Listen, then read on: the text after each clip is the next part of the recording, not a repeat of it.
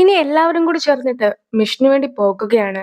ലൂവും സോങ്ങിനെ അവന്റെ വണ്ടിയിലൊക്കെ വരുവാനായിട്ട് ക്ഷണിക്കുന്നുണ്ടെങ്കിൽ പോലും എല്ലാവരുടെയും കൂടെയുള്ള വണ്ടിയിലേക്ക് പോകുവാനായിട്ടായിരുന്നു സോങ്ങിന് താല്പര്യമുണ്ടായിരുന്നത്. ഞാൻ ഇവിടെ എത്തിയതല്ലേ ഉള്ളൂ, അതുകൊണ്ട് തന്നെ എനിക്ക് ഇവിടെയുള്ള കുറച്ച് സ്ഥലങ്ങളൊക്കെ കാണുവാൻ പോയാൽ കൊള്ളാമെന്നുണ്ട്. നീയും എന്നെ ഒന്ന് കൊണ്ടുപോകാമോ എന്നൊക്കെ ചോദിച്ചുകൊണ്ട് ടാങ് ഇപ്പോൾ സോങ്ങിന് മെസ്സേജ് ഒക്കെ അയച്ചിരിക്കുകയാണ്. പക്ഷെ താനിപ്പോൾ ഉള്ളത് ബിസിനസ് ട്രിപ്പിനാണെന്ന് പറഞ്ഞുകൊണ്ട് സോങ്ങും പിന്നീട് ഒരിക്കൽ കാണാമെന്ന മെസ്സേജൊക്കെ അവന് തിരിച്ചയക്കുന്നു. വാക്കി ടോക്കിയിൽ ഒന്ന് സംസാരിച്ചതിന് ശേഷം അത് ഓഫാക്കുവാൻ മറന്നിട്ട് അവരുടെ കൂടെ ഉണ്ടായിരുന്ന ഒരാളാകട്ടെ സോങ്ങിനോട് ഒരു കാര്യമൊക്കെ ചോദിക്കുകയാണ്. അതായത് ലു സോങ്ങും സൂവും ഡേറ്റ് ചെയ്യുകയാണെന്നൊക്കെ പറഞ്ഞിട്ടുണ്ടായിരുന്നു, അത് സത്യമാണോ എന്നാണ് അവൻ ചോദിക്കുന്നത്. അവന്റെ ഒപ്പമുള്ള ബാക്കിയുള്ള ആളുകളാകട്ടെ ഈ ഒരു കാര്യവുമായി ബന്ധപ്പെട്ട കൂടുതൽ ഡീറ്റെയിൽസ് ഒക്കെ അറിഞ്ഞാൽ കൊള്ളാമെന്നും പറയുന്നു. ഇതെല്ലാം തന്നെ സൂവും ലൂവും കേൾക്കുന്നുണ്ടായിരുന്നു. അങ്ങനെ ഇരിക്കെ ഞങ്ങൾ വെറും ഫ്രണ്ട്സ് മാത്രമാണെന്നൊരു മറുപടിയൊക്കെയാണ് സോങ് കൊടുക്കുന്നത്.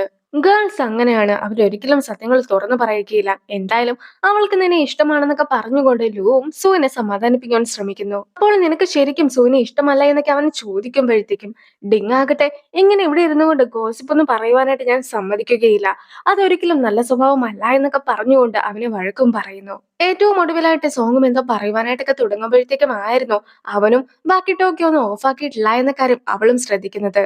പിന്നീട് അവർ അത് ഓഫാക്കി ചിരിച്ചുകൊണ്ടൊക്കെ ഇരിക്കുന്നു. അങ്ങനെ ഈ ഒരു എപ്പിസോഡ് അവസാനിക്കുകയാണ്. അവരും ഗ്യാസ് സ്റ്റേഷനൊക്കെ എത്തി കഴിയുമ്പോഴത്തേക്കും എല്ലാവരും ഒന്ന് റെസ്റ്റ് ഒക്കെ എടുത്തോളാൻ പറഞ്ഞിട്ട് ആളുകളൊക്കെ പറഞ്ഞയക്കുകയാണ്. ആ ഒരു ഗ്യാപ്പില് സോങ്ങിന്റെ അടുത്ത് സൂനൊന്ന് മിണ്ടായാൽ കൊള്ളാമെന്നൊക്കെ ഉണ്ടായിരുന്നു. പക്ഷെ അപ്പോഴേക്കും രാത്രി ആകുന്നതിന് മുമ്പേ നമ്മൾ ഇവിടെ നിന്നും പുറപ്പെടുന്നതായിരിക്കും കൂടുതൽ നല്ലതെന്നൊക്കെ ലു പറയുന്നത് കൊണ്ട് തന്നെ എല്ലാവരും പെട്ടെന്ന് തന്നെ അവിടെ നിന്നും പോകുന്നു. രാത്രി ആകുമ്പോഴത്തേക്കും വലിയ മഴയൊക്കെ പെയ്യുന്നുണ്ടായിരുന്നു. അവരും കുറെ ബുദ്ധിമുട്ടേക്കാണ് ആ ഒരു വഴിയിലൂടെ വണ്ടിയൊക്കെ ഓടിച്ചു പോകുന്നത്. വാക്സിൻ എത്രയും പെട്ടെന്ന് എത്തിക്കേണ്ടവരുടെ അടുത്ത് എത്തിക്കുവാനായിട്ടായിരുന്നു അവർ ബുദ്ധിമുട്ടുന്നതെങ്കിൽ പോലും കുറച്ചു ദൂരം എത്തി കഴിയുമ്പോഴത്തേക്കും വഴിയിൽ ഒരു തടസ്സമൊക്കെ ഉണ്ടാക്കുകയാണ്. വഴി മുഴുവൻ ഇപ്പോൾ പാറക്കല്ലുകൾ കൊണ്ട് നിറഞ്ഞിരിക്കുകയാണ്. അവർക്കും വണ്ടി മുന്നോട്ട് കൊണ്ടുപോകുവാനായിട്ട് സാധിക്കുകയില്ല. അങ്ങനെ ഇരിക്കെ ഈ ഒരു മിഷനൊക്കെ ഇവിടം കൊണ്ട് അവസാനിപ്പിക്കുവാനായിട്ട് സു തയ്യാറായിരുന്നില്ല. അതുകൊണ്ട് തന്നെ എല്ലാവരോടും നടന്നു പോകുവാനായിട്ട് സു ആവശ്യപ്പെടുന്നു. എല്ലാവരും വാക്സിൻസ് കൊണ്ടുപോകുവാനായിരുന്നു ശ്രമിച്ചിട്ടുണ്ടായിരുന്നതെങ്കിലും സോങ് ആകട്ടെ ആ ഒരു വാക്സിൻസ് ഒക്കെ ഉപയോഗിക്കുമ്പോഴത്തേക്കും ആൾക്കാർക്ക് എന്തെങ്കിലും റിയാക്ഷൻ ഒക്കെ ഉണ്ടാക്കുവാന്ന് അറിയത്തില്ലാത്തത് കൊണ്ട് തന്നെ അതുമായി ബന്ധപ്പെട്ട കുറച്ച് സാധനങ്ങൾ കൂടി എടുക്കുവാനായിട്ട് നോക്കുന്നു. ഇനി സോങ്ങും റെഡിയായി നിൽക്കുമ്പോഴത്തേക്കും സു അവളുടെ കാലിലെ ഷൂസ് ഒക്കെ കെട്ടിക്കൊടുക്കുകയാണ്. വാക്സിൻ ഒക്കെ സുരക്ഷിതമായിട്ട് എത്തിക്കുക എന്നതാണ് നമ്മുടെ ദൗത്യം. നമ്മൾ നേരിട്ട് റോഡിലൂടെ പോക്കുക ആയിരുന്നെങ്കിൽ പെട്ടെന്ന് വില്ലേജിലേക്ക് എത്താമായിരുന്നെങ്കിൽ പോലും ഇപ്പോൾ റോഡ് ബ്ലോക്ക് ആയതുകൊണ്ട് തന്നെ 15 കിലോമീറ്ററോളം നടക്കേണ്ടതായിട്ടുണ്ട്. എന്തായാലും സേഫ്റ്റി ഒരുപോലെ മുഖ്യമാണെന്നുള്ള കാര്യമൊക്കെ സുവും എല്ലാവരെയും അറിയിക്കുന്നു. ഒരുപാട് ഇരുട്ടായിട്ട് കൂടി അവരും ആ ഒരു മഴയിലൂടെ ഓടുന്നു.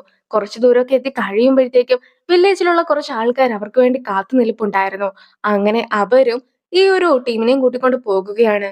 സുവും രാവിലെ എണീറ്റ് വന്ന് കഴിയുമ്പോഴത്തേക്കും ചീഫ് ആകട്ടെ അവർക്ക് കഴിക്കുവാനായിട്ട് പല രീതിയിലുള്ള സാധനങ്ങളൊക്കെ കൊണ്ടുപോയി കൊടുക്കുകയാണ്. ചീഫും മെഡിക്കൽ ഡിപ്പാർട്ട്മെന്റിനെ കോണ്ടാക്ട് ഒക്കെ ചെയ്തിട്ടുണ്ടായിരുന്നു.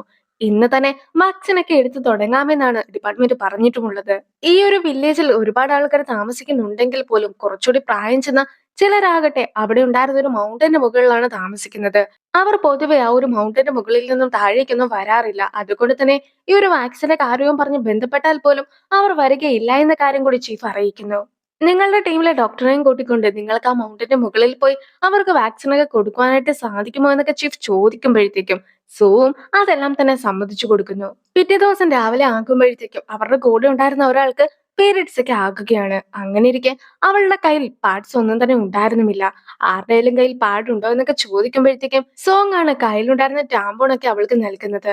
അവൾക്ക് ഇതുവരെയായിട്ടും ബോയ് ഫ്രണ്ട് പോലും ആയിട്ടില്ല. അങ്ങനെയുള്ള അവൾ ടാമ്പോൺ ഒക്കെ യൂസ് ചെയ്യുവാനായിട്ട് മടിച്ചു നിൽക്കുകയാണ്. പക്ഷെ അവർ ഉള്ളത് മറ്റൊരു വില്ലേജിൽ ആയതുകൊണ്ട് തന്നെ ഇവിടെയുള്ള ആൾക്കാരുടെ അടുത്ത് പാടുണ്ടോ എന്നൊക്കെ ചോദിച്ച് നടക്കുക എന്ന് പറയുന്നത് നാണക്കേടുള്ള ഒരു കാര്യമായിട്ട് അവൾക്ക് ഫീൽ ചെയ്യുന്നു. അത് കേൾക്കുന്ന സോങ് ആകട്ടെ, നിങ്ങൾ ബാത്റൂമിലൊക്കെ പോകുന്ന സമയത്തോ ഈ ഒരു പാടൊക്കെ മറച്ചിട്ടാണോ കൊണ്ടുപോകുന്നതെന്ന് ചോദിക്കുകയാണ്. അവരും അതേന്നൊക്കെ പറയുമ്പോഴത്തേക്കും സോങ് ആകട്ടെ, പീരീഡ്സ് എന്ന് പറയുന്നത് ഗേൾസിന് വളരെ നോർമൽ ആയിട്ടുള്ള ഒരു കാര്യമാണ്. അതിന് നിങ്ങൾ ഒരിക്കലും ഇങ്ങനെ നാണക്കേടൊന്നും വിചാരിക്കേണ്ട കാര്യമില്ല. ഞാൻ എന്റെ പീരീഡ്സിലുള്ള സമയത്ത് ടാമ്പോൺ ആണ് യൂസ് ചെയ്യുന്നത്. അങ്ങനെ ഇരിക്കെ എനിക്ക് എന്ത് കാര്യം വേണമെങ്കിലും ചെയ്യുവാനേ സാധിക്കും. അതിനെന്താണ് ഇത്രയ്ക്ക് പ്രശ്നമെന്നൊക്കെ സോങ് ചോദിച്ച് കഴിയുമ്പോഴത്തേക്കും എന്തായാലും സോങ് ഇത്രയൊക്കെ പറഞ്ഞ സ്ഥിതിക്ക് ഒന്ന് ട്രൈ ചെയ്ത് നോക്കാമെന്നൊക്കെ അവളും തീരുമാനിക്കുന്നു. സുവും സോങ്ങിന്റെ അടുത്ത് എത്തിയതിനു ശേഷം നമുക്കൊരു എമർജൻസി ടാസ്ക് ഉണ്ടെന്ന് പറയുകയാണ്. അവരുടെ അടുത്തായിട്ടുള്ള ഒരു ക്ലിനിക്കിലെ ഡോക്ടറും കൂടി ഇവരുടെ ഒപ്പം ആ ഒരു സ്ഥലത്തേക്കൊക്കെ പോകുവാനായിട്ട് റെഡി ആയിട്ടുണ്ടായിരുന്നു. ഇപ്പോൾ അവർ 3 പേരും കൂടെ ഒന്നിച്ചാണ് അവിടേക്ക് പോകുന്നത്. സോങ്ങും ഒരുപാട് മടുത്തിട്ടൊക്കെ ഉണ്ടായിരുന്നു. പക്ഷെ നല്ലൊരു കാര്യത്തിന് പോകുന്നത് കൊണ്ട് തന്നെ അവളും ആ ഒരു മടുപ്പ് ഒന്നും തന്നെ കാര്യമാക്കാതെ നടക്കുന്നു. അങ്ങനെ മലയുടെ മുകളിൽ താമസിക്കുന്ന ആൾക്കാർക്ക് അവളും വാക്സിൻ ഒക്കെ വെച്ച് കൊടുക്കുകയാണ്. പെട്ടെന്നായിരുന്നു ആദ്യം മരുന്ന് വെച്ച് കൊടുത്തിട്ടുണ്ടായിരുന്ന ആ ഒരു കുട്ടിക്ക് ബോധം കെട്ട് വീഴുന്നത്.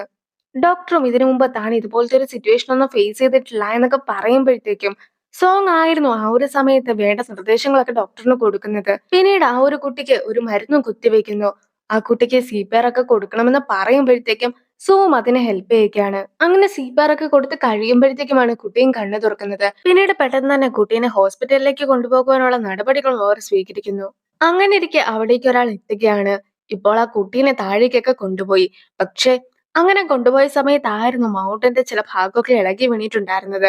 അതുകൊണ്ട് തന്നെ നിങ്ങൾക്ക് രണ്ടുപേർക്കും ഇന്ന് താഴേക്ക് പോകുവാനായിട്ട് സാധിക്കുകയില്ല. ഇന്ന് നിങ്ങൾ രണ്ടുപേരും ഇവിടെ വേണം താമസിക്കുവാൻ എന്നൊക്കെ അയാളും സോങ്ങിന്റെയും അടുത്ത് പറയുന്നു.